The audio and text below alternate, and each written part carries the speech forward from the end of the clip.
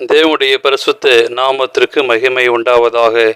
இந்த காலவேளையில் உங்கள் அனைவரையும் ஆண்டவராகிய இயேசு கிறிஸ்துவின் இன்ப நாமத்தில் உங்களை அன்போடு வாழ்த்தி வரவேற்கிறேன். விண்துளிகள் வாயிலாக இந்த நாளிலே சந்திப்பதிலே மிகுந்த மகிழ்ச்சி அடைகிறேன். இந்த நாளின் செய்தியின் தலைப்பானது மங்காத மகுடம். 2 தீமோத்தேயு 4ஆம் அதிகாரம் வசனம் 7-8 வாசிக்கும் போது, நல்ல போராட்டத்தை போராடினேன், ஓட்டத்தை முடித்தேன், விசுவாசத்தை காத்து கொண்டேன். இது முதல் நீதியிடம் எனக்காக வைக்கப்பட்டிருக்கிறது.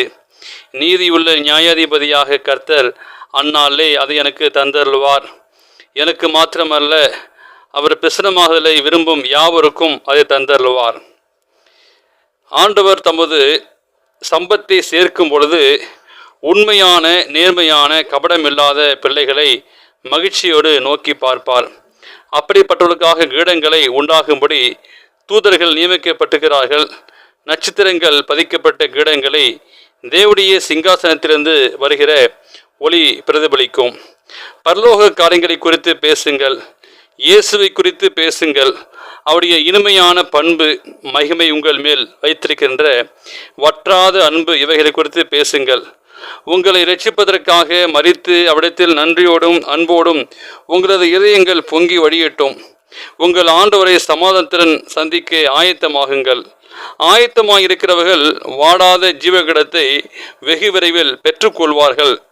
அவர்கள் தேவனுடைய ராஜ்யத்திலே கிறிஸ்துவோடும் அவருடைய தூதர்களோடும் கிறிஸ்துவின் விலையேற பெற்ற இரத்தத்தால் மீட்கப்பட்டவர்களோடும் நித்திய காலமாக வாழ்வார்கள்.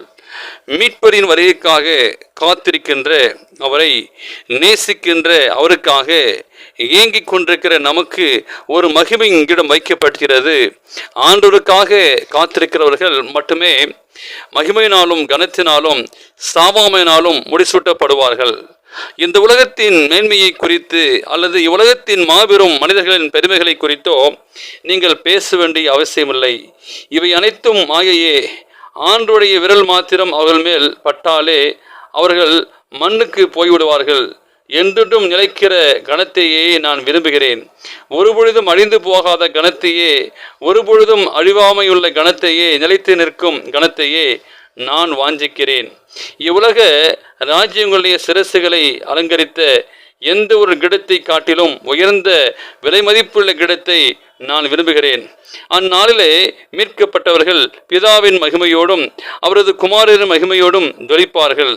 வானதூதர்களும் கிறிஸ்துவுக்காக உறுதியாக நின்று ஜெயித்தவர்களும் ஆட்டுக்குட்டியானுடைய இரத்தத்தில் தங்கள் வஸ்திரங்களை துவைத்தவர்களும் ஏகமாய் நின்று தங்கள் பொன் சுரண்டமங்களை மீட்டி ராஜாவை வரவேற்பார்கள். ஒரு வெற்றி கீதம் பாடப்பட்டு பரலோகம் முழுவதும் நிறைக்கும். கிறிஸ்து வெற்றி சிறந்தார், அவருடைய வேதனைகளும் தியாக பலிகளும் வீணாகவில்லை என்பதற்கான சாட்சிக்கான மீட்கப்பட்டோடு கூட கிறிஸ்து பரலோக மன்றங்களில் பிரவேசிக்கிறார். எனவே 1 கொரிந்தியரை நாம் வாசிக்கிறோம். பந்தயத்திற்கு போராடுகிற யாவரும் எல்லாவற்றையும் இச்சையடக்கமாயிருப்பார்கள். அவர்கள் அழிவுள்ள கிடத்தை பெறும்படிக்கு அப்படி செய்வார்கள். நாமோ அழிவில்லாத கிடத்தை பெறும்படி அப்படி செய்கிறோம். தேவன் தாமே இந்த நாளின் செய்தியை கேட்ட உங்களை ஆண்டவர் தாமே ஆசீர்வதிப்பாராக. இந்த நாளில் செய்தி கேட்ட உங்களை அனைவரையும் திருமண நாளையும் பிறந்த நாளையும் காண்கிற பிள்ளைகளை தேவன் தாமே ஆசீர்வதிப்பாராக. ஆமேன்.